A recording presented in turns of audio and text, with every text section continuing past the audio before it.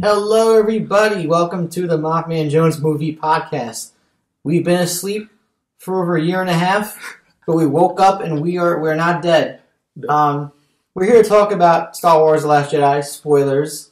We're not talking about Little Mermaid 2, the movie where Ariel has a daughter and she gotta go do her own thing. This is the movie that people think ruined Star Wars, and Rian Johnson is a hack, and they think everything is ruined, and now they want to kill themselves because of this movie. And I don't understand it. But yeah, again, I am John Maffeo, and I'm also here with John Ryanson. Hello, John. Oh, hello. How are you doing? I'm doing good. I'm excited to talk some Star Wars. And like you said, it's either the most vile thing, or it's the greatest thing ever. And I'm going to start off by saying I'm definitely somewhere in the middle. And honestly, I think I lean more towards the more disappointed side, but I definitely understand that there's some good stuff in this thing, but there's also some things that really bothered me, which we'll obviously get into. Mm-hmm. Yeah, I guess we can give general thoughts first like we usually do. If you haven't seen my videos for The Last Jedi, at first I made a video where I initially liked it. I was processing for a long time when I first saw it, because there was a lot in it that you're not used to for a Star Wars movie. So I saw it again 2 more times, and each succeeding time I saw it, I liked it more. And I think it's because either, one, also I accepted the story at this point, and 2, having accepted the story, I just wanted to just get more into the characters at this point, and just actually develop it in my own self, why these characters are acting the way they are. But I think it's just a really well-crafted movie for what it is, and I think it's a great chapter in this saga for what it's trying to do. It's definitely a very pretty-looking movie. It's probably, I'd agree that it's definitely one of the best-looking Star Wars films. And I've only seen it the one time, because obviously it's holidays, been a little busy, but yeah, I feel that that's a big criticism that everybody's kind of had, is that you have to see it twice to appreciate it, which... You shouldn't have to see a movie twice to really feel the way you feel, but there are certain movies that you do get either more on the positive side or a negative side, I think, when you see. Certain movies just have that spark, I think. It feels kind of like a cop-out to me when people say that. Yeah. That it's like, well, you just... And it's kind of pretentious. It's like, you just didn't get it. Watch it again, and you'll see the brilliance of it. And I think it depends how you say it. If you're just saying, I just happened to enjoy it more the second time around, you're just giving your own idea, yeah. But if you're telling people, you need to see it twice because you'll feel a certain way about it, that's wrong, because you're telling somebody you need to see something. Yeah, because we all have different opinions. Cool. I think, starting off, I guess we'll just go chronologically for now. Yeah, we can just go off the cuff too, whatever, but let's start from the beginning. I think the opening scene, when that first scene started, I kind of rolled my eyes a little bit, and I was like, oh, it's another dog fight. I've seen this a million times. And I wasn't that impressed until we see Rose's sister. Oh, Peach. Peach? Yeah. But I was when that bomb sequence was going on, I was enthralled. I was like, wow, I wasn't in it at the very beginning, but now I'm there. I don't know what Ryan did, but I was in that moment, and I think that was probably my favorite part. Not my favorite part, but one of my favorite parts of the film is just, I felt the intensity and the feeling of you have to get this done now, and it's just I was really into that moment. I really appreciated that. And I wish I had that same kind of relationship with her actual sister, Rose, which we'll get into in a little bit. No, going off that, I think I agree with you, and I do.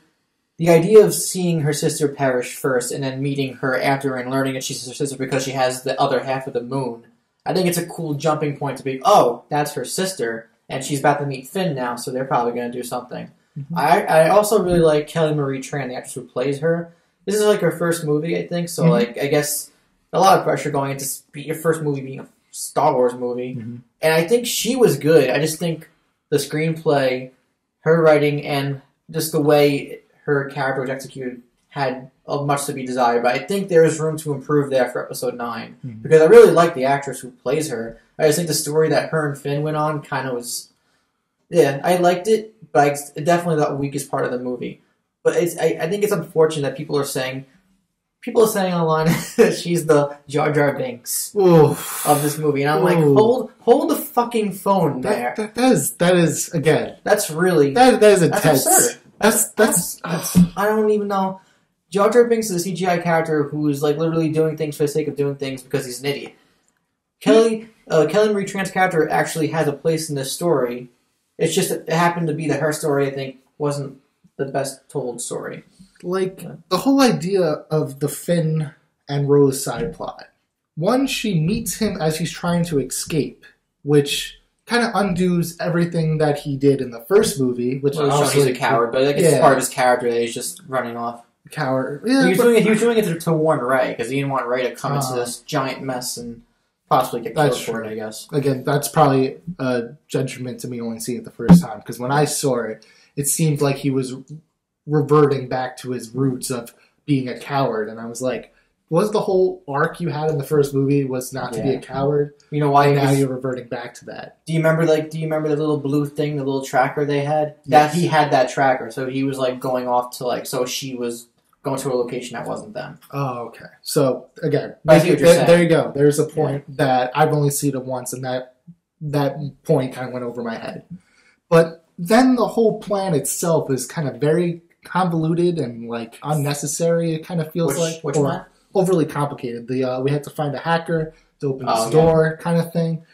I was just kind of like, I remember when they were like explaining it. I'm just like, this seems like excessive. Like I don't understand why we don't have somebody on the shift that's a hacker. Why do we have to go to this planet? And it seemed very time sensitive too. Like it was like the I almost called it the Empire. The First Order is attacking us. They're on our tail, and like we have to get out of here. And it seems very time sensitive. And the whole movie is very time sensitive. Yeah, and this whole I was like, this seems like a lot going. And I mean, it might just have a lot to do with the fact there's a lot going on in this film. That's not necessarily going on at the same time, but it's just it felt like a very long side quest for something that should have been a lot quicker and easier. Yeah. But he kind of wanted to, I guess he wanted to draw out the movie a little bit more. Obviously, there's a big element in the side quest that would be renowned as, like, the prequels, we'll say. We're talking about the Fathiers, the horses? Yeah, the horses. I mean, I was, like, slightly intrigued with the casino planet, and I'm like, I think it's a cool planet. This looks cool. Lie. Yeah, I was like, this is, that first sweeping shot of everything, I was like, okay, I'm intrigued, but then nothing really happens there, and then they go on and they find the horses, and that becomes like a major point, and I'm like, but that's not why we're here. We're here to get this hacker, and now we're taking. It just seems like an unnecessary detour to prolong this dire mission that they have to get done with now. Yeah, and it's also predicated on the fact that the Laura Dern's character Holdo wouldn't tell Poe anything, so they had to find another option to like actually try to save lives. And really, I don't want to go crazy off the cuff, I guess, but with Holdo, I think they also could have probably found a way to explain that better as to why she didn't reveal anything to Poe. Because she definitely could have, the way that it was like edited and cut out, I think, that she probably could have told him, where was fueling the transport ships, so we can get the hell out of here and go to that planet that's over there, that crate planet. You know why she didn't tell him, right? Because they needed the plot to continue. It's very contrived. Yeah. But I think there could have been... I was saying in my spoiler review that maybe... I don't know, maybe she's had experience in the past with people like Poe that she did reveal information to them and it fucked everything over in maybe a prior mission. So she was like, no, I gotta hold this on my shoulders and do this because this is what Leia would want me to do. But you wouldn't really get that impression fully from the way this movie's final product was, I think. And I'd argue Poe doesn't have that much to do either in this film. I disagree a little bit. Yeah, I feel like he's just kind of like after that first battle scene. That's obviously he's an integral part of that. Ooh, I'm the hothead. I gotta slow my roll, kind of thing. And then he's kind of like, honestly, like he would have been a nice person to go on that trip with them. Maybe you have a party of 3 going out over there, because then he's just kind of lurking on the ship, bothering Holdo, and then For me, I didn't feel like he had that much to do, but please try to persuade me. I like that idea. No, I think, well, a lot of this movie is about failure, and going back to like what Yoda said, like, failure is the greatest teacher, is one of the quotes in the movie.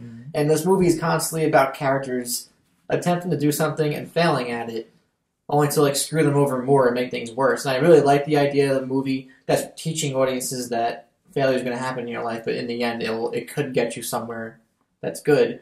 But yeah, Poe is this character. Like, I think in the first movie, he was just this really hot pilot who happened to develop a bromance with Finn, and then he just kind of destroys the Star Killer base. Speaking of that bromance, that's something I think this kind of missed in this film. I would have liked to see that kind of been explored, that interracial gay couple aspect. I think, but that's not that would have been like interesting.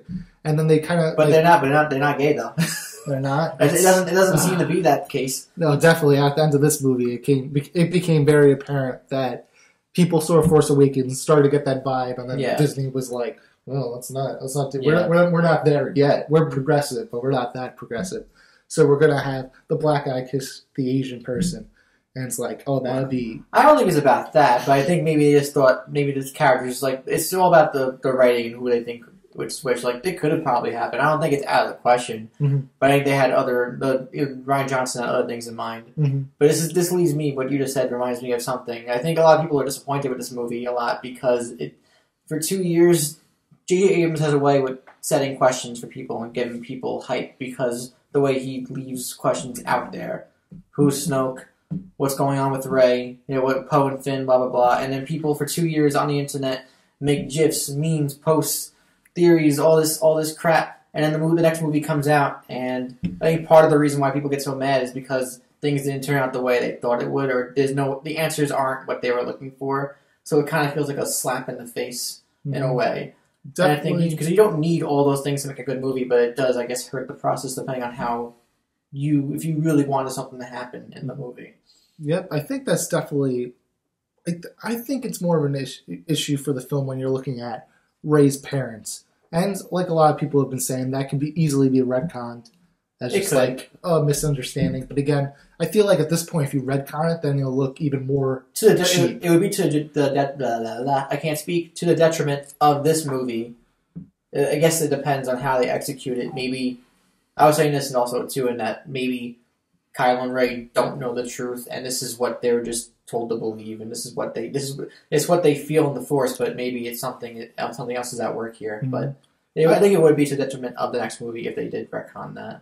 I did find that aspect pretty disappointing. I was kind of like I wish that would have been more, because it kind of felt the way it's portrayed. It's kind of just like, it was nobody's parents, and it was kind of just like shoved off.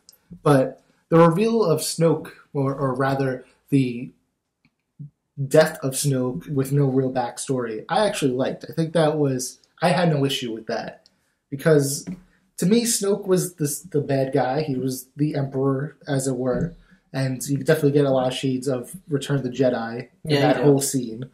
And I liked that because it was fresh. That was definitely, that's what everybody says. Like, they how dare they kill the guy who's supposed to be the main bad guy? No, who cares? They're like, that's a moment where they subverted your expectation in an effective way. It was very effective, yeah. Because I think that's another moment that I really liked in the film when Snoke is killed. Honestly, I don't know how Snoke didn't see that double cross coming. That's another issue. I think in the moment that was very effective. I think you know why. I think it was cool that he was, I don't know, Kylo was he was thinking about killing Kylo, but he had Rey right in front of him. So Snoke was like, "Oh, I feel you're ready to do this to Rey." So I guess it was just coincidentally planned like that. Yeah, it seemed like the traditional I need a new apprentice kind of thing. And if you're not going to kill Rey, Rey will kill you, and she'll turn to the dark side with me. Yeah. And now that I don't know who Snoke is, or if Snoke comes back somehow in whatever fashion they decide, I don't really need to know who Snoke was. We got it. He was the bad guy. Somebody made a good point. I think I forgot who it was. I don't know if it was Sunday Movies or somebody, but really, I want to say that Kylo Ren's my favorite character in this whole movie. I think Kylo Ren's one of the most well-rounded characters that come out of this, and I mean, he's an ass. He's an unhinged, childlike ass, but you feel bad for him. And somebody said, I'm pretty sure it was Sunday Movies, I think, he said if you do feel bad, you feel more bad for him now because he got manipulated by Snoke, who was just some asshole. He didn't have this grandmaster plan. He wasn't some dude with, or whatever was going on with him. He was just some jerk who happened to manipulate a young kid. And it sucks that, he could have been a good person.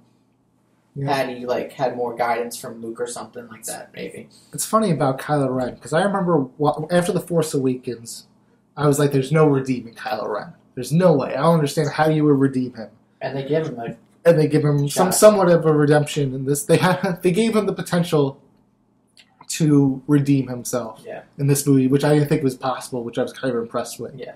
I kind of thought it was funny that he had his very high weight pants in that scene with the Force. That was kind of cool. Can you put a cowl on or something? I know, like Ray was sexy. Ray was like, huh? Oh. But that whole relationship. I want to hit that.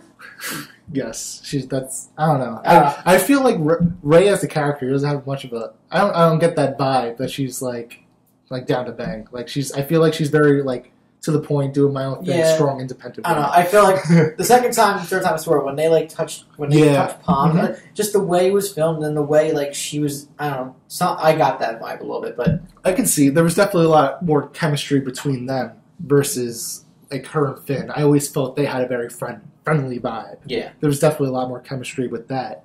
But this whole idea of them being connected to the Force, that made me think that they were brother and sister. That brought my wheels turning on that. Because it was like, oh, Luke and Leia connect via the Force all the time. Yeah. This must be what they're doing.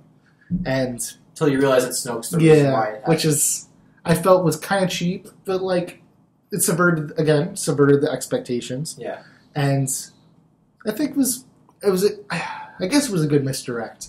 The more I'm talking about this, the more I think I'm starting to like it more than I initially did. But now also, I guess they're in tune with the Force so much now because Snoke is dead, and at the end of the movie, it happens again. The last when she's boarding the Millennium Falcon, and he's in the room with the dice, with his father's dice, and they're just like staring at it. They do like a little moment before the movie ends. Yeah, or maybe he opens that pathway, and now they just kind of know how to do it. Yeah, kind of thing. Yeah.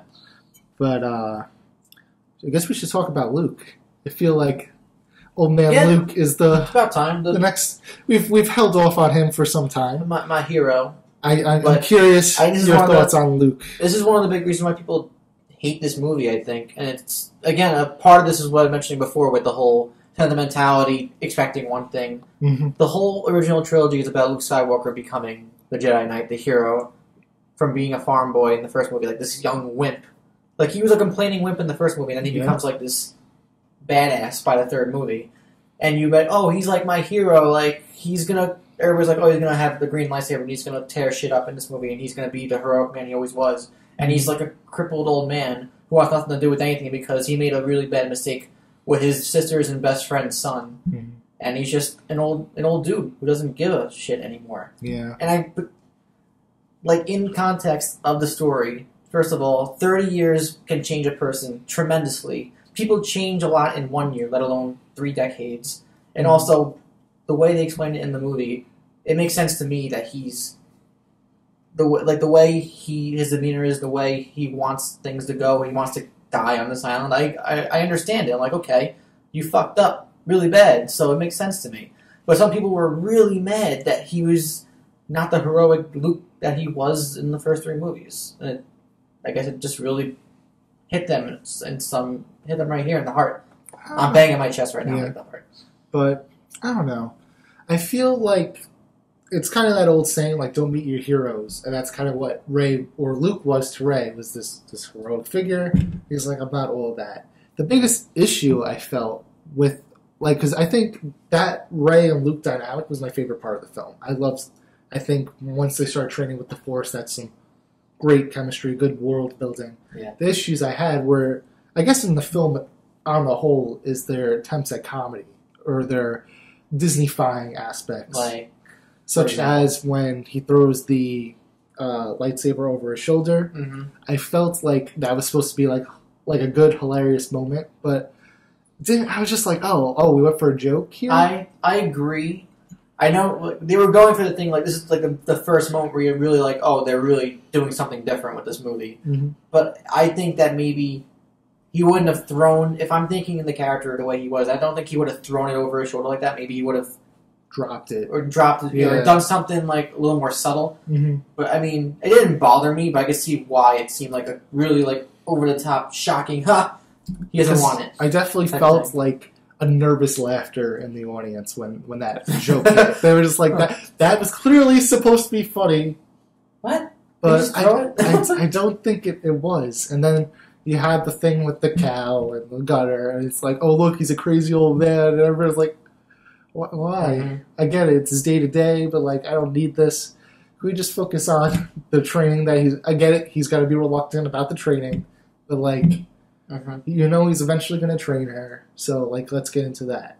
And that was the parts that I was intrigued in. Mm-hmm. And then when you cut back to Finn and Rose, all that momentum kind of gets cut off, and you're like, just get me back to get me back to the islands. That stuff's intriguing, and I feel like that happens a lot in sequels. That they feel the need. They did it in Empire. They did it in the Guardians of the Galaxy 2, where they have to have the team that split up into two side plots. Mm-hmm. And I guess in Empire it worked very effectively, and it was kind of seamless. But in this film, it was very apparent that they're like, hey, this is one side plot, and here's another. And I felt the same way in Guardians. That it's very apparent that these are like two different things, and it didn't feel seamless. And that goes into the pacing of the film. It really hurts the pacing, because this film is the longest Star Wars film we've had, and at least the first time I saw it, it felt like a long time. I thought we had the big climax with Snoke. I was like, great ending. I'm ready to go. Let's get out of here. I'm ready for the next one. And they're like, oh, by the way, we have a whole Salt Planet. Crate sequence. The Salt Island. That is not snow. It is salt. Thank you, Ryan, for specifying. Because he literally was, fun fact, he was one of the soldiers in that scene when the guy goes, snow? Well, Gareth Edwards, yeah. Gareth Edwards. It wasn't Ryan Johnson. Oh, it wasn't Ryan Johnson. It was the director of Rogue One. Who was next to him. That was...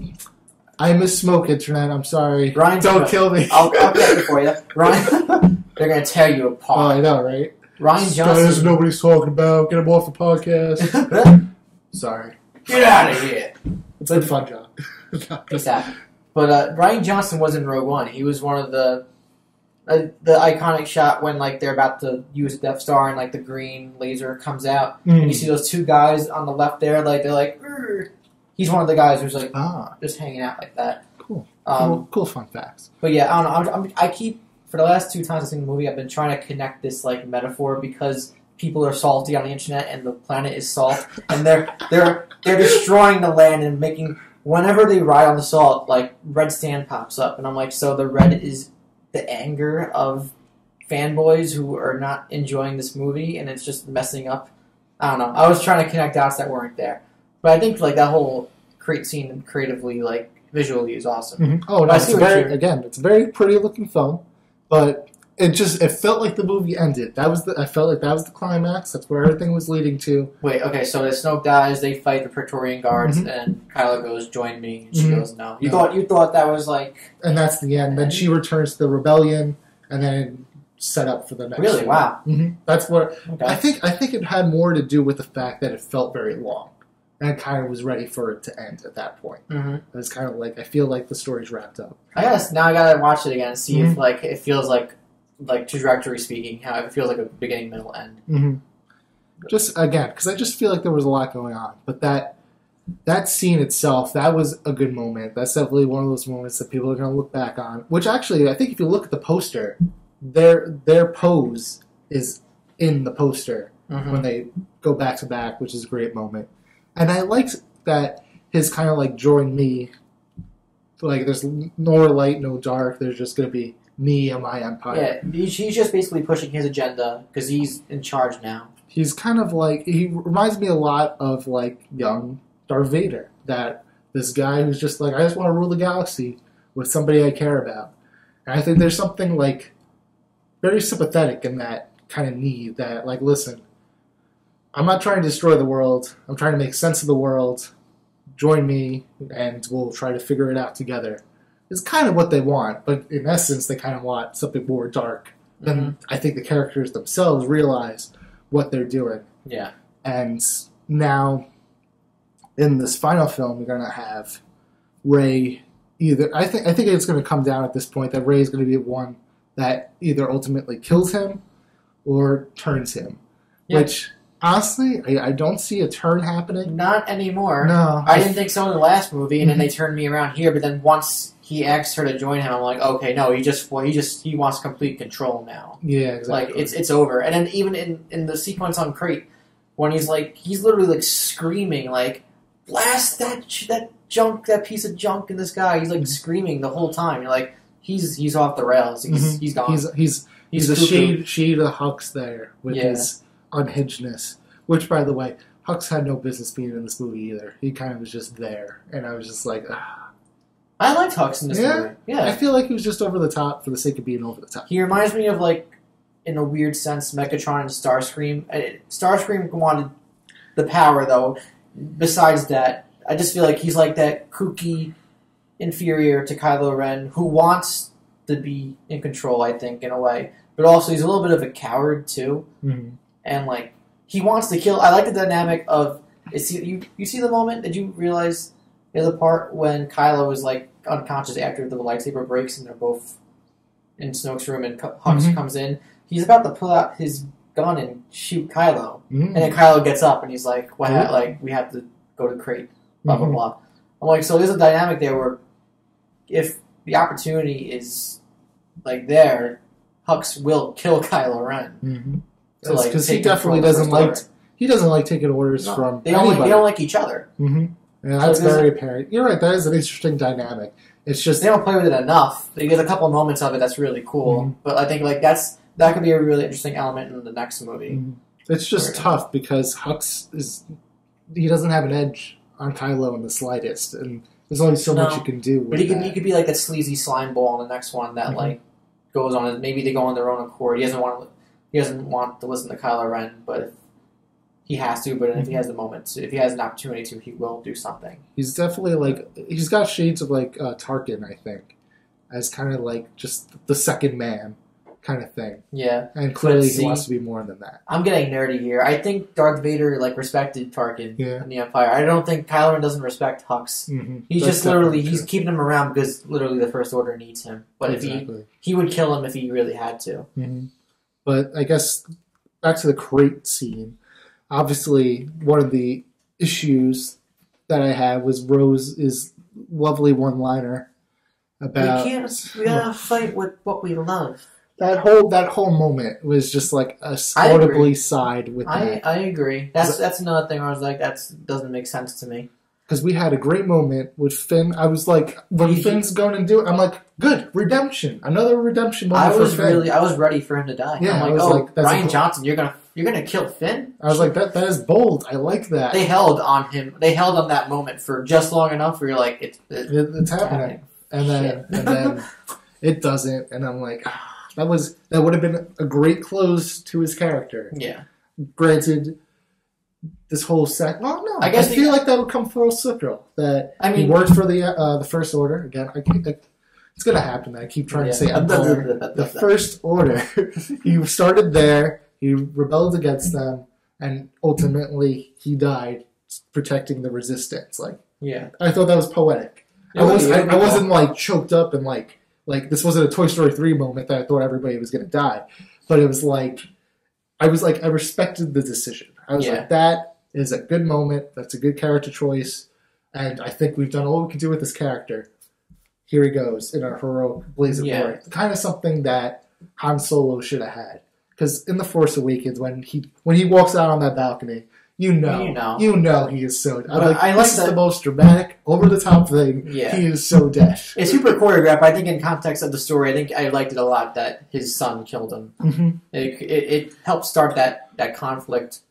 Well, he already was conflicted, but it helped kickstart something more for that character. Because now he has that behind him on his belt that he killed his father. Mm-hmm. That's definitely it is a good moment. I just feel like it was. I know what you are saying. It was super predictable. Mm-hmm. With that moment again with Rose and Finn, Rose didn't know that Luke was going to show up. So if Luke didn't show up in that moment, they would have used that ram that battering ram cannon, they call it, to blow out that door. Basically, the gun from the Death Star. It was Death Star technology, as they called it. Great. So, like, that Finn, Rose would have saved Finn. They would have blown the door open. They would have blown that door open. They would have charged in and killed the rest of the Resistance. Mm-hmm. And that would have been it. Yeah. So, like, I don't know what she was trying to do there. It doesn't make sense to me, but I guess thank God Luke showed up. Yeah, she knew Luke was going to show up. That's what happened. He talked to her via the Force. Yeah, which I think I really like that moment too. That when Luke shows up and he gets shot to death, in theory, and he just walks out. I think all of us in our head were just like, "That's amazing." Yeah, because he's Luke. You can't just kill Luke like that. He's not going out like that. Did you see the context clues of him not being there before it happened? I didn't see it. There's two clues that let you know. One, when Kylo is like charging at him, you see like the red sand, like he was leaving a trail behind. Whenever Luke would, there would be nothing. And also, he had the blue lightsaber, which was broken in half. Yep. The hilt was like scenes ago. And it's crazy because, like, looking at it now, those hints are so obvious. But in the moment, I think I was just enthralled in the moment that it didn't matter. Looking at it now, he should have pulled out the green lightsaber. It would have made the most sense. But again, I think everybody's so swept up at the moment, it doesn't matter that he has the blue lightsaber. I don't know. That's going to be one of those things I go back and I'm like, that should just be, it's like a pet peeve kind of thing. Like, that should really be his green lightsaber. I don't know why it's not. See, I can understand that though. That's like a fan thing, I think, that people wanted. I'm not going to lie, that would be awesome. Mm-hmm. But it's not like a necessary thing. It doesn't matter what color the lightsaber is. The fact of the matter is, he's there to confront Kylo. And the only thing he's there to do is to stall enough for the Resistance to get the hell out of there.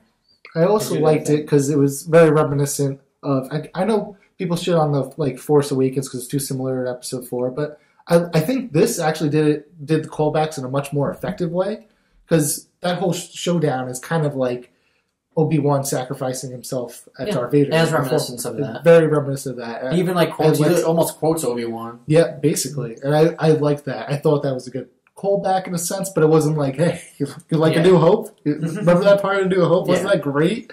We're doing that again. Yeah. It was more like, this is similar but necessary to the story. And he was doing it too. Like you could tell, like, it was really getting to Kylo Ren that he was saying, like, because once he mentions, like, I'll be with you always if you strike me down with anger, just like your father. And that's the pinch with the salt in the wound. I can't speak. I'm just so excited to talk. I know, right? And he's like, fuck you, Luke. Yeah, it's like the I'm going back to Guardians of the Galaxy too. Put the cancer in your mother's head. It's that moment, that trigger. So you can just be like, all right, you broke me, man. I wasn't going to, but now you're done. Yeah, but the movie, like, also, I feel like there's a lot of finality to a movie that's supposed to be, like, not setting up. You don't have to do anything with a middle chapter. Mm-hmm. It breaks convention in the sense that it feels like this would be, like, partially the final chapter, because there's so much finality to certain characters and the way that certain things unfold. With Luke, for one thing, Phasma dying. Oh, Phasma! I almost forgot she was a thing. Yeah, I know. It's kind of a shame. Yeah. I like the scene that she was in. I like the moment she had. I thought it was well done. I just felt it was unnecessary. I don't think we needed that because we kind of had that moment with Finn in the first one. No, not really. It was against the traitor guy. Yeah, it wasn't Phasma. This time we got to fight Phasma. Yeah. But who knows? She might come back again. We saw her fall into the fire, but she could come back, which I think would be a nice nod. I can't see how you come back from falling into a fucking fire pit. But it's Star Wars. If Anakin Skywalker could survive being next to molten lava, then I guess, like, literally being burnt up, then I guess maybe she could survive too. I don't know. If she comes back and she has, like, a suit that's like Darth Vader's and she's just, like, all burnt up and shit. And she's like, I'm back for you, Finn. And it's like, again? Wow. Okay. We're doing this again. But, I think I wouldn't mind if she's gone. I just feel bad for Gwendolyn Christie, the actress, because they built her up so much. At least, this is one of the things, too. Like, oh, she's a cool-looking character. But then they just kind of use her in a way. I think in time, that will fade. Mm-hmm. So she'll just be that cool side character who had a couple cool moments, but then for now it's like you feel bad because people want so much more from that kind of a character, I guess. Mm-hmm.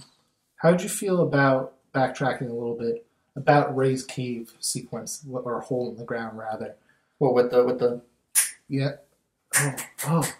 Oh. It reminded me of Harry Potter. A little bit. For some reason. I liked it. I think it was, like, very creative. But, like, overall, I was kind of like, this is visually, again, it's one of those things that I felt was more visually interesting than, like, she went in there, like, when Luke had his cave movement, it was very clear. It was just like, I'm going to this cave, I'm confronting Darth Vader, and I'll be killing a part of myself if I kill him. Very clear message. Rey's message was more, there's just me, and obviously the biggest. She's looking. The whole thing is the whole time she's looking for answers to questions I guess she already knew. Yeah, and it was just a confirmation to herself that I know who I am and where I derive from. I just don't want to accept it. Kind of a deal. Yeah. And again, I feel like if I go back and watch that scene, it might have more resonance than it did the first time. Because I think it's a very well done scene. I just, again, in the moment, I don't know if it had to do with the pacing or overall that. It wasn't. I didn't get an emotional punch from it. But again, like I said, on return viewing, that's definitely something that I don't know if there was an intent to have an emotional punch to it. I think it was just it was like a moment of acceptance, and it would for her like it was like a character clarity. Revelation. Yeah. Not really for us, more for her as a character.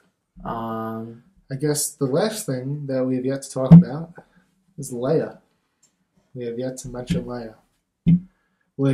First of all, rest in peace, Carrie Fisher. Yeah. I'll always be with me personally. I'm sure she meant a lot to a lot of people. I'll be honest that when she shows up in that first scene, that hit me. That hit me pretty hard. Which scene was that? Just when she shows up. Oh yeah, when she's just chilling on the bridge. Yeah, that was very emotional. And then obviously as the film goes on, you get used to her being there, and it's less traumatic. But that first moment, it really was like, wow, this is it.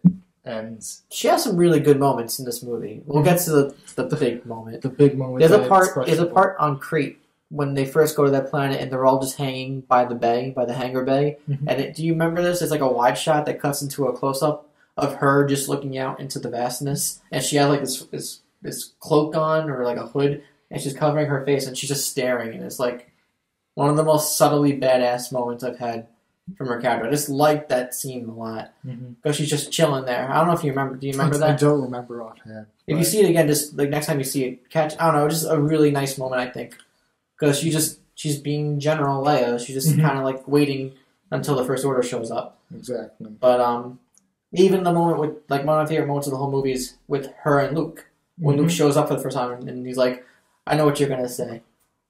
I changed my hair," and he's like, "It looks good on you." Like that moment made me cry all 3 times. I'm like, and then he kisses her forehead. But apparently, Rian Johnson also said with that moment that he never touches her. If you look because he's projecting himself, he never actually touches her or kisses her on the forehead. None of that actually happens.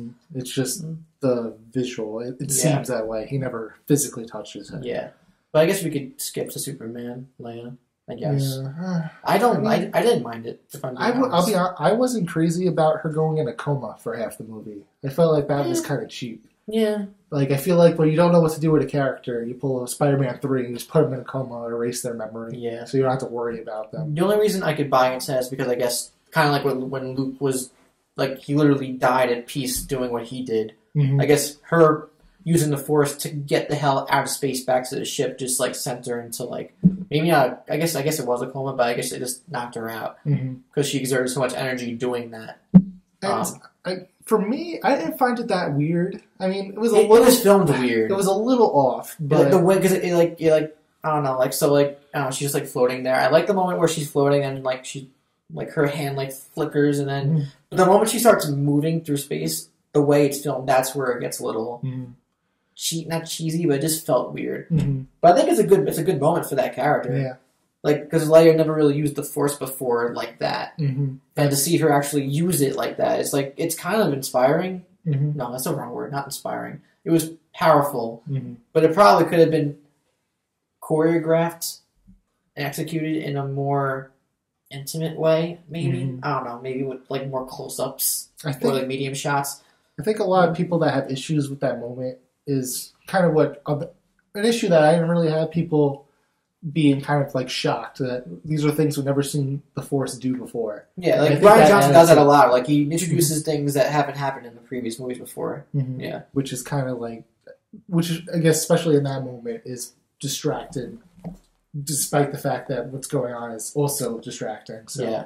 It's just like, again, like you said, that should have been a very powerful moment, and it kind of loses some of that lust because of the way it's shot. Yeah. And then you have the issue of, I hate to say it, but like, they killed the wrong person. Luke, talking about Admiral Akbar? No, well, obviously Akbar. No, which he got killed off screen. Poor guy. Yeah, I know. He will be missed. Who will tell us if it's a trap or not? Are you talking about Holdo? I'm talking about Luke and Leia.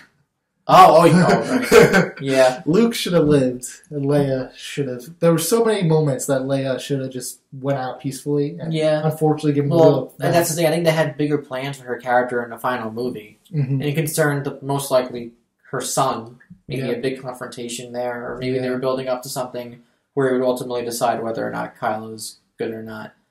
But that's the way life goes. Sometimes unexpected things happen. I'm sure JJ will find a good way to fit that into the story for the next one. But I can see it sucks that now technically all the original trilogy trio characters are perished in a sense. But I feel like she could have been what Holdo did, where she sacrificed herself. I feel like that should have been Leia. Leia should have sacrificed herself to save the Order. Mm-hmm. But I feel like the only reason they didn't is so you could have the Luke and Leia reunion. Because if she did that, you would have never had that reunion, or you would have had to like put it in somewhere earlier. And I feel like that's the only reason that they're like, we can't get rid of that moment, right? So we'll keep her alive till the end. And now, what JJ does with her in the next movie, hopefully, it's again that's such like a touchy element. Yeah, it's like, do you kill her off in the crawl? Do you? I think. I think they do. I think they're gonna. One of the first lines is gonna be General Leia Organa has passed away. Mm-hmm. The spark has been lit in the Resistance, but this is a terrible loss, and something they'll come to a funeral or something. Yeah. Or what you could do is you could do a time jump. You can do that too. Go 10 years. It's been 10 years. Resistance is dealing with the loss of General Leia. Yeah. Which I feel like might be the most. I mean, again, there's no great way to go about that, but I feel like. I'd rather that versus a side comment that like. No, this is a big deal. They'll treat this with the respect it deserves and the weight that it has. Like, it has a really big weight. This is like not just some side character. This is Carrie Fisher. This is Leia. Mm-hmm. So they're gonna definitely do something vital there. And I think they'll integrate it into the story pretty significantly, but we'll have to see. I do the Holdo moment where she goes through hyperspace, and just I just think it's the only way to describe it. Pardon my French, I've cursed before in this podcast, but fuck shit up. Literally. Like the whole First Order, all the shift, and the music goes silent. It's beautiful. It is a beautiful moment. I love that. Visual again. This film, I cannot knock this movie on its visuals, except maybe the fucking horse things. Mm-hmm. Those were kind of bothering me, but they didn't look terrible. But like, just the shots in this film. It was great. Awestruck watching that sequence, and like all 3 times I saw the movie, the music goes silent. You see like the back of the Star Destroyers get lit up, and then you hear people. Every single time I heard people go, "Oh my god, whoa!" Like you hear like an audible gasp from like a bunch of people, and it's like it's such a satisfying thing. And people go, "Oh my god!" Ooh. Yeah. We have a moment of silence because we're struggling here, I guess. We are 43 minutes into this, though. We still have time. But I do think it is a shame, I think, that people are feeling some type of way because whatever they're feeling. But I think some people, I have to be honest, I think some people are stupid idiots out there that are just following the crowd and just saying what people want to hear because it's fun to hate on something when it's... Yeah. It's like everybody says... Be a dead horse when it's already down. But it's either you love a movie or you hate a movie. There's no in between. You can't just like a movie, John. You have to feel one way or the other. It's either the best thing in the world or the worst thing in the world. How dare you just like something? I can't just like something. Like I can't like elements in the movie and then not care about the other ones. That's not how criticism works. I don't know. I'm taking a huge detour, but like, is it like Suicide Squad? I hate that movie horribly. I hate but that movie I do again. Like, yeah, I could sit here and say I like things from Suicide Squad. I just hate that movie. Here's a funny side tangent about Suicide Squad. I watched that movie 3 times. First time, I was like, oh, that wasn't that great. Watched the second time, I was like, oh no, I really liked it. I watched it the third time, and I went, this is actually the worst thing I've seen. And like, I did not care for it at all. And like you said, I'm sure there's elements of it that I'd be like, oh, that was cool. But on the whole, I was like, no, stop. Yeah, it's like I don't know. Fandom these days, I feel like there's like this really profound sense of entitlement that people have that like they need things to go a certain way. I think Marvel does a good job of pleasing that entitlement, but also doing creative choices with their movies. Star Wars, I don't think Star Wars has really creatively gone in an unsafe direction like this, I guess, since 1980. Because I can't imagine people... I haven't read into it, but apparently people weren't happy with Empire Strikes Back when it came out. Because, the first movie is like a fluffy, fun movie. It's technically one of the greatest movies that came out at the time. It still is. But I think, like, what they did in that movie, you had this little green puppet, like, and, like, Darth Vader's revelation would... I don't know, I think that probably shook a lot of people. But we'll be here in 5-10 years, maybe time will... I really think that this movie will have a better regard in like 10-15 years. People are coming around on the prequels. Yeah. It's been like 10 years since those, and people are actually coming around thinking that there are elements... I guess this movie's bringing out more positivity in those now, but people are like, for the most part, seeing like, oh, like the movies aren't good, but there are good things about it. I think depending on where things go in the future, this might be more regarded as a really good movie, great movie, whatever you want to say. I just think it sucks that fans are tearing each other apart over a movie that people have different opinions on. It's just the way life is. But like, it's getting this death threats for Ryan Johnson and all that. I mean, you've heard it all. If you're a movie fan, you've heard this death threats things, fans going crazy, blah blah blah. It's nothing new. I think Your Movie Sucks says it best, where this movie had unbearable expectations. That it was on such a pedestal that there's no way you can match that. Kind of similar to how Age of Ultron was also on an impossible pedestal. Yeah, it was. And Star Wars isn't supposed to be this great epic thing. It's supposed to be a goofy space opera that has good, powerful moments in it. So it's kind of like you're expecting to go into these movies and have your life changed, and it's not going to deliver that. You should never go into a movie thinking that. Yeah, exactly. So he definitely made a point that the fandom is kind of unnecessary. He told a story on how he saw like somebody have it. Your Movie Sucks. Oh, okay. I forget his name. I think it's. I feel bad. Sorry, I forgot your actual name. Look up Your Movie Sucks on Google, guys. Yes, and but he told a story on how like he was at the theater and like I guess his ticket didn't work, or like he got the ticket, he was making like a scene in the theater, and he's just like, God, just go see it tomorrow. Like why? Clearly there was some sort of issue, but he's like, that obsessive nature of having to see it now and be part of the conversation, which, I mean, for us is like tempting to be movie reviewers and stuff like that. When you saw on Tuesday, right before the movie came out, every reviewer kind of put out their review. Yeah, they all came out at the same time. I'm just like, that's kind of like, I mean, I get it, you guys are the voice that we look to you. Yeah, some people really do look to like Jeremy and Christian and Mark. And I'm not using last names, but those who know movie reviewers, you know what I'm talking about. Chris Tuckman. They all like, you watch them and you're like, okay, they felt this way about it, so now I kind of feel like I'm going to feel a certain way about it, maybe. Mm-hmm. So, that was our random side quest on the landscape that Star Wars: The Last Jedi created. But you just reminded me, we didn't talk about Yoda. Oh, we didn't. We didn't. I think his scene was well utilized. I think it was a good moment. It was a callback to Empire Strikes Back. But I think you would assume that if Obi-Wan and Yoda could just show up at any given point because they're part of the Force now, they would visit Luke from one point or another. They would just go like, "Hey, how you doing? You okay?" Yeah. So I'm sure. I had to believe that before the events of this particular movie, that Yoda or Obi-Wan has shown up to talk to Luke on Act 2. That's the planet. At least once or twice or a couple times. Just for guidance sake, like, how are you doing? We haven't spoken in a while. You don't look so hot. I don't know. I feel like... Did you like the puppet, though? Did you like that there was a puppet and not a CGI? It was kind of like... There were some parts of it I really liked. There some I don't know the way it was shot. Sometimes it looked a little uncanny. Sometimes. I don't know. It was weird. Yeah, I can see what you're saying. Like, sometimes it looked really good and much better than the prequels, but then other times I was like, oh, it's a puppet. Yeah. But again, that's what people fell in love with. And Empire Strikes Back fell in love with the puppet, the character. And it was just, like, at some moments it just seemed a little off. I think it has more weight as a puppet overall. But I can agree that maybe some of the way the shots were utilized, that just kind of takes you aback. But I think also a part of that is that we're so used to CGI things now that when you see a freaking puppet... It's like, what? It's like... What is that? Are we back in, like, the 90s and the 80s? What is this? And I don't know.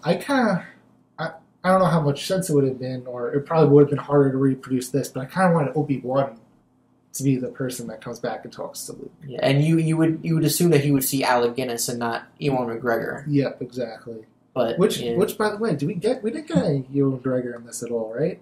Was he supposed to be in the movie at all? I don't know. Not unless they cut out a critical scene, because apparently apparently Ryan Johnson said there's a couple big there's even like a full sequence that was cut out, and a couple critical scenes with Daisy Ridley, because Daisy Ridley said, "Oh, I'm surprised you cut that scene out of the movie," when they first tested the movie, when they first showed the movie to, like, I guess, family and friends and stuff. Yeah, I feel like she definitely she was very focused, but then again, she didn't have that much going on as our main character. I'm being trained by Luke. I'm going to find Snoke. I'm going to confront Kylo Ren. Yeah. Very simple, very basic. But if there was a side plot, I wouldn't be surprised. No. And maybe I would like it, because, again, I love Rey as a character. I think, like, just more focus on her would have been nice. Yeah. But what are you going to do there? I like how at the end we had her finally meet Poe, and it seems like they were teasing a love interest there in that last line there, and I was kind of like, I'm not into it initially, unless maybe because I think you're going to use the whole third movie. It could just be like literally, they're just meeting each other, but it would be weird, I think, if they spend the whole final movie of the trilogy showing that, Poe and Rey are a thing now, and they're going to be romanticized. Mm-hmm. I think it would fit more for her either just be alone, and we don't need a romance. No, she just be her own thing. Have Rose and Finn, I guess, maybe develop their relationship more, so we can actually give a shit about them. Because people, quite frankly, I don't think they care about them right now. But you can make them care about them if you do it right with the next movie. And then I don't know who else there is that you develop a relationship for. But you don't need to put people together just because they're there. You could. Exactly. I think it would be more creatively fulfilling if they are alone, because I don't know. I guess it speaks to real life more, and maybe you want romance in the Star Wars movie. Mm-hmm. But I can't see how you develop a Poe and Rey thing now. Yeah, because I feel like they want to interact, especially given what Poe did in this movie. He wouldn't be integral in whatever Rey's doing. He hasn't been for 2 movies now. Yeah. So it's kind of like, I don't think, if they try to develop that, it's going to come off very forced. Honestly, I'd prefer them trying to focus on, again, Finn and Rey had a very friendly relationship, but I could also see that going in a more romantic direction. Yeah, I can see that happening too. Mm-hmm. I can. And maybe, I don't know, maybe Rose... Yeah, I don't know. Actually, if they do it right, Finn and Rey could actually be pretty satisfying. Mm-hmm. And maybe they're in like just a moment, like it would be like the Hermione Ron thing. Like, I was just about to say that. They kissed! Yeah, I was waiting for this. Or Finn could kiss Poe, and I will be happy, because I will ship them forever. Even though Disney does not want me to think that. Yeah. Or, I mean, I even still have the shot in the dark, literally shooting in the dark. I don't know, maybe Rey and Kylo can happen too. Yeah, trust me, that definitely happened a lot in this film, that you're like, wow, that, like you said, it's not obvious. Present. It's not even subtle, but I think you can see that there was some kind of vibe there, maybe. Mm-hmm. But again, like we said, he's kind of past the redemption phase at this point. Yeah. Now she's just gonna kill him, because now she's witnessed Kylo kill 2 people Well, not really. I guess, yeah, in theory. Well, I mean, he killed 2 people in the original trilogy. Yeah. The 2 main characters. So, Rey probably doesn't like it very much anymore. Yeah, even though, because again, the whole point of this movie was her trying to turn him, and then at the end of the day, couldn't be turned. Yeah, she the failures of all these characters. She attempted to do something and then didn't work out in her favor. The more I talk about this, the more you're getting me see, I think winning me over. The movie does it explores things that you don't normally see in a blockbuster movie, and it kind of maybe it wasn't executed all the way, completely 100% in the greatest fashion, but I think the themes and ideas it explores are really important for people to learn in life, and I think I think this movie's going to have a big impact, or it'll have a ripple effect that will have more positivity 5, 10, 15 years down the road, depending on what happens with this whole Disney Star Wars thing, because we're going to have 100 movies Star Wars coming out. Oh. I think. I don't know. Last thing, I just remembered. Little boy with his broom. Oh, yeah, Broom Kid. I liked that moment. I liked it. I like the idea. Because there's always, a little nerdy, there's always been Force-sensitive people out there. It's just a matter of training those Force-sensitive people to become Jedi. Exactly. So it's cool that is that's the spark. That's the spark the rebellion resistance needs is now you have these young kids out there who could, woo! I like that idea because again, the film's called The Last Jedi. And it's all about how, I guess, in context, Luke was the last Jedi, but he's he won't be the last Jedi. Yeah. And I like that because you cut to Rey, and Rey will be another Jedi. Mm-hmm. And then you look at this kid, and you can try to kill off the Jedi. Yeah. The Jedi will always be there. Which I thought was a good touch. It's a great touch. And I want to call back to Luke, people saying that Luke wasn't the heroic hero he was in the first 3 movies. I think he does one of the most heroic things in this movie at the end of the day. Yeah. He projected himself to Crate, and he did his thing. He protected the Resistance. And him doing that is something that's going to spread across the galaxy, that he protected the Resistance. And this is one of the most heroic things he's ever done as a character. He literally sacrificed himself to benefit the future of everybody else. Because, like we said, if he didn't do that, they would have ransacked the whole Resistance. Rey would. Maybe you can argue that Rey would have found the rocks and stuff, but they probably would have been chased down at that point. Who knows? But do you think that little kid is the segue into Ryan's new trilogy that he's working on? Maybe. I think there's a strong potential that will be the character. Maybe it won't be that kid. Maybe it won't be that kid, but maybe the idea of kids or just Force-sensitive people out there who are doing their own thing. I could definitely see that.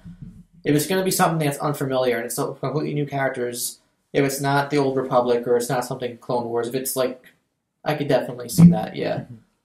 But I wonder, we're not going to get that trilogy for half a decade or so, maybe. So I'm sure we'll find out. But I think it's it would be a great jump point, a jump start for something like that to happen. And if Rian Johnson could have satisfied fans with this middle trilogy, I think creatively he can do something really effing cool and inspiring and awesome with the whole trilogy with brand new characters we don't know. I think that'd be really cool. Where does this Last Jedi fit on your ranking? I never on camera or to my personal self thought about this.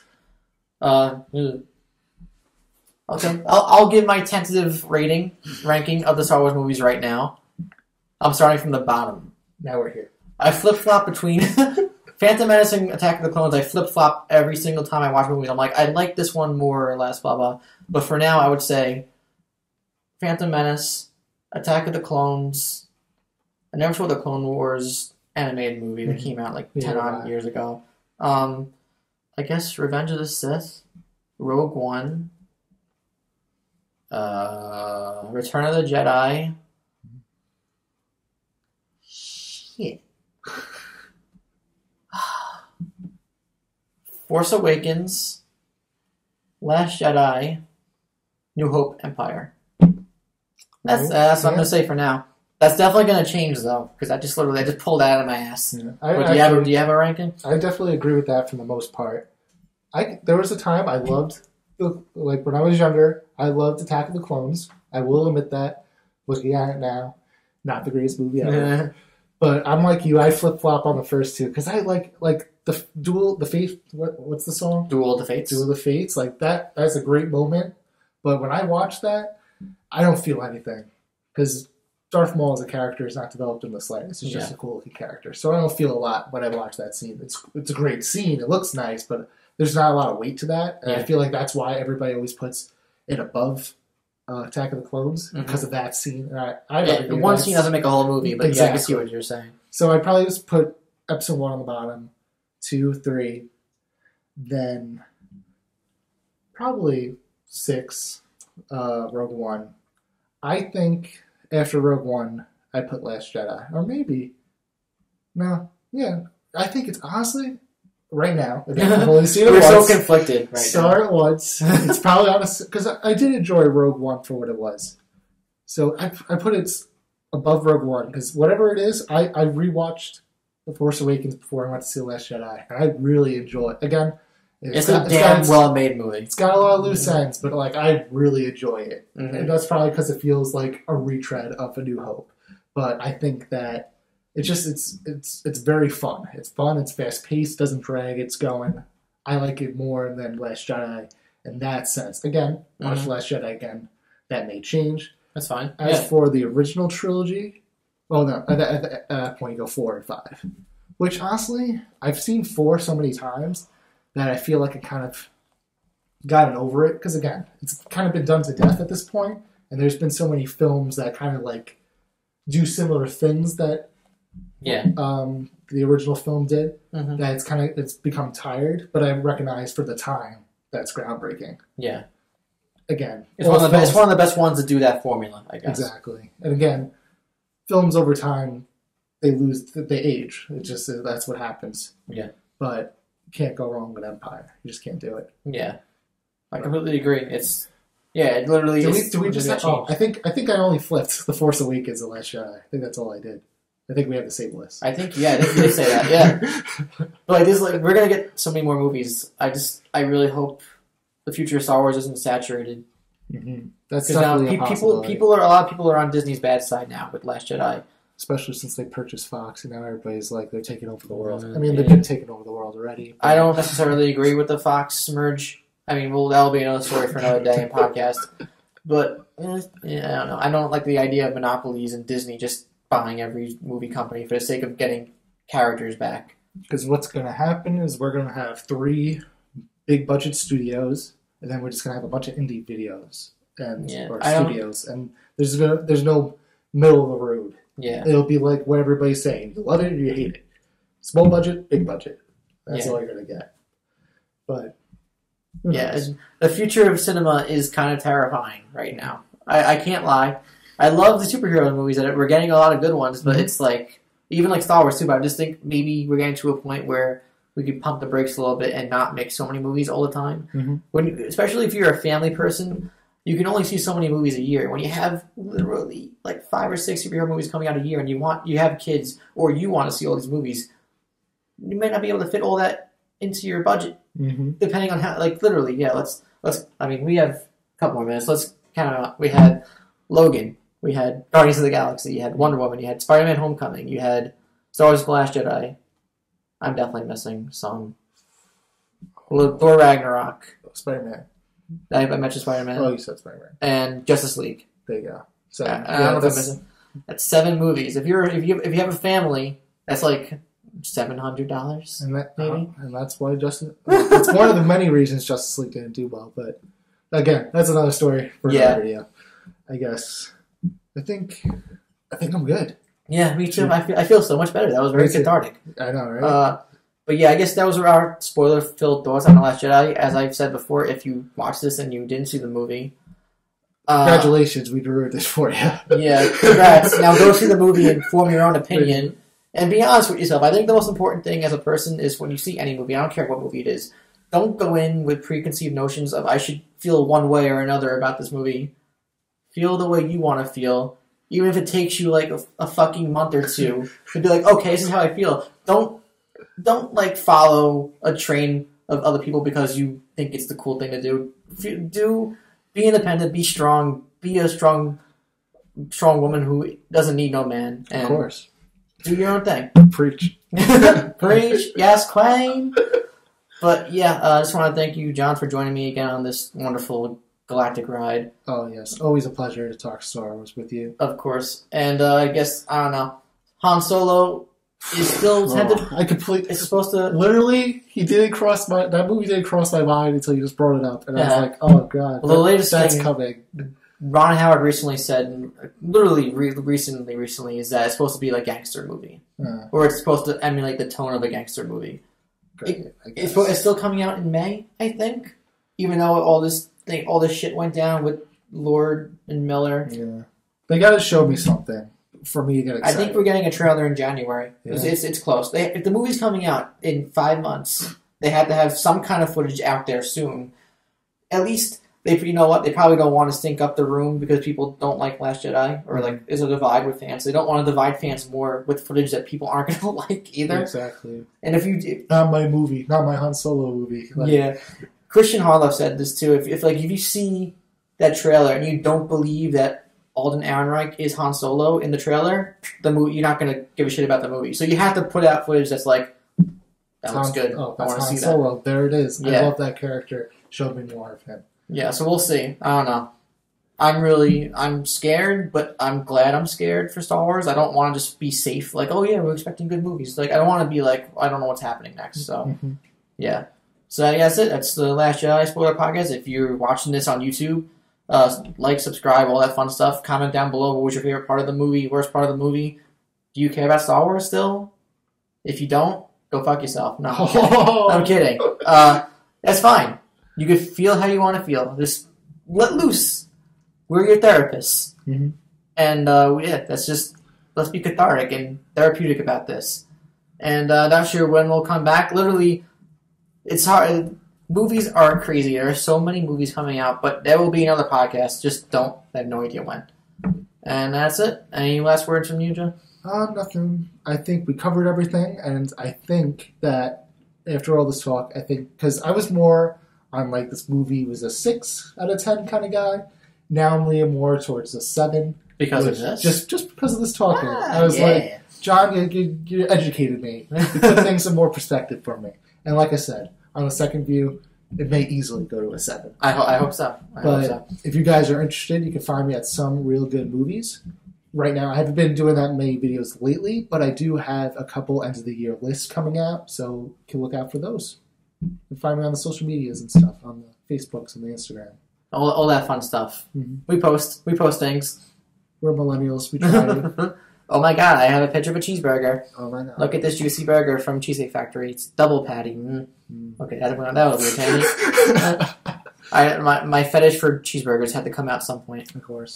Yeah. I am John Maffeo, a.k.a. MaffmanJones. Same thing. Twitter, Instagram, Facebook, Tinder, Grindr. No, I don't have those two. I don't have those two. I don't even know how those apps work. But yeah, follow us in everything. Look forward to the next podcast and our reviews for movies and our top 10s and worst 10s, all that. And we'll see y'all next time. Peace out. Bye. Yo. Bye-bye.